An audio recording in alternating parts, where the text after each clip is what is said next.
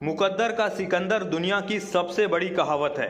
जब मुकद्दर साथ होता है तो रंक भी राजा बन जाता है, लेकिन जब मुकद्दर खिलाफ होता है तो सिकंदर भी 25 साल की उम्र में दुनिया से कूच कर जाता है। यही हालत इनेलो नेता अभय सिंह चौटाला पर भी लागू होती है। 2018 में हुए परिवार के सियासी विभाजन के बाद अभय सिंह चौटाला न सिर्फ गर्दिश के दौर से गुजर रहे हैं, बल्कि मुकद्दर भी उनके खिलाफ खड़ा है। इनेलो को दोबारा से जिंदा करने के लिए, दोबारा से मजबूत करने के लिए अभय सिंह चौटाला 6 महीने तक हरियाणा की खाक परिवर्तन यात्रा के जरिए छानते रहे और उसके बाद 25 सितंबर की रैली को लेकर उनकी उम्मीदें परवान चढ़ गई थी। अभय सिंह चौटाला को ये लगता था कि उनकी पार्टी इनेलो इंडिया महागठबंधन का हिस्सा बन जाएगी और 25 सितंबर की कैथल रैली में इंडिया गठबंधन के सभी नेता उनके मंच पर होंगे और इनेलो को संजीवनी मिल जाएगी। लेकिन अभय सिंह चौटाला के लिए एक बार फिर से मुकद्दर खराब निकला। कांग्रेस की वीटो पावर के चलते इनेलो को इंडिया महागठबंधन में शामिल नहीं किया गया, जिसके चलते अभय सिंह चौटाला के सारे सपने चकनाचूर हो गए और अभय सिंह चौटाला अब एक बार फिर से ऐसे चौराहे पर खड़े हुए जहां उनके सामने बड़ी विकट परिस्थितियां खड़ी हुई है। 2024 का नज़ारा इनेलो और अभय सिंह चौटाला के लिए बेहद ही चुनौतीपूर्ण और बेहद ही खराब नज़र आ रहा है। 2024 के चुनाव में अभय सिंह चौटाला की पार्टी अकेले ही मैदान में खड़ी नज़र आ रही है।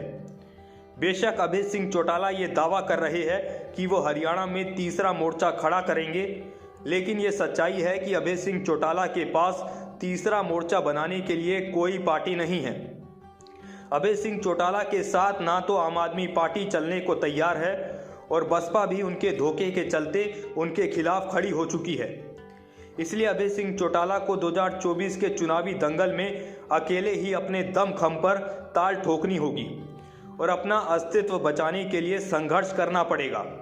अभय सिंह चौटाला भी इस हकीकत को जानते हैं और इसलिए उन्होंने 25 सितंबर की रैली में ही ये ऐलान कर दिया था कि वो दोबारा से 15 अक्टूबर से परिवर्तन यात्रा के जरिए मैदान में उतरेंगे।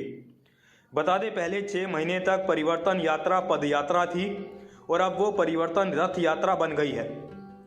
अब अभय सिंह चौटाला रथ यात्रा के जरिए हरियाणा में अपनी पार्टी इनेलो को बचाने के लिए संघर्ष करते हुए नजर आएंगे। अभय सिंह चौटाला आज उस मुकाम पर खड़े हैं जहां इनेलो का भविष्य अंधकार में नजर आता है। अभय सिंह चौटाला की अगुवाई में इनेलो ने थोड़ी बहुत मजबूती तो हासिल की है, लेकिन वो मजबूती इतनी मजबूत नहीं है जो इनेलो के लिए 5 से 7 विधायकों का जुगाड़ भी कर सके। असलियत तो ये है कि अभय सिंह चौटाला खुद भी एलनाबाद के चक्रव्यूह में फंसे हुए हैं और उनके लिए खुद को बचा पाना भी मुमकिन नजर नहीं आता है। इनेलो के 5 से 6 बड़े नेताओं के लिए भी हालात विकट है। वो भी अपने आप को बचाने के लिए संघर्ष करते हुए दिखाई देंगे, लेकिन ये साफ है कि अभय सिंह चौटाला का सत्ता में वापसी का अरमान पूरा होता हुआ नजर नहीं आ रहा है। अब सवाल उठता है कि आखिर क्या वजह है कि अभय सिंह चौटाला के लिए साल 2024 बेहद विकट और बेहद अंधकार में नजर आता है।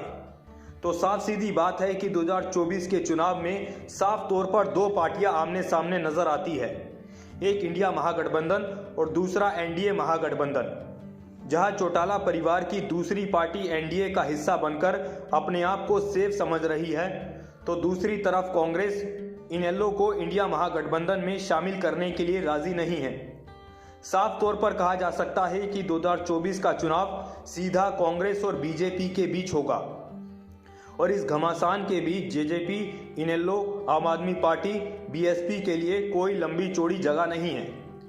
ऐसे में अभय चौटाला के लिए इनेलो के अस्तित्व को बचाना किसी भी तरह से आसान नहीं होगा।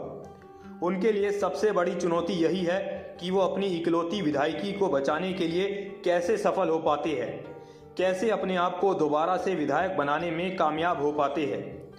2024 को लेकर इनेलो का वोट बैंक इतना मजबूत नजर नहीं आता है जो इनेलो को सत्ता में शामिल होने के लिए 7 से 8 विधायकों का जमावड़ा भी दे सके। अभय सिंह चौटाला की पार्टी इनेलो इस समय साफ तौर पर गर्दिश में फंसी हुई नजर आती है, वो खाई में पड़ी हुई नजर आ रही है।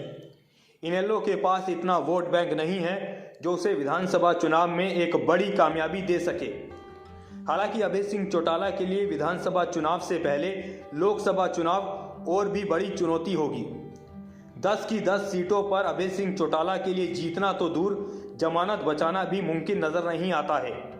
जब लोकसभा चुनाव में इनेलो की बेहद ही बुरी दुर्दशा होगी, तो ऐसे में विधानसभा चुनाव के लिए पार्टी के कैडर की उम्मीदें और विश्वास पूरी तरह से टूट जाएगा। लेकिन इसी उम्मीदों को जिंदा रखने के लिए अभय सिंह चौटाला अब दोबारा से 15 अक्टूबर से फेज 2 पदयात्रा पर निकले हैं। फिलहाल देखना होगा कि अपनी फेज 2 यात्रा के जरिए अभय सिंह चौटाला अपनी पार्टी में नई जान फूंक पाते हैं या फिर उनका चुनाव में बुरा हाल होने वाला है। फिलहाल के लिए इतना ही। ऐसी तमाम अपडेट्स के लिए देखते रहे न्यूज़ ब्रॉडकास्ट 24। नमस्कार।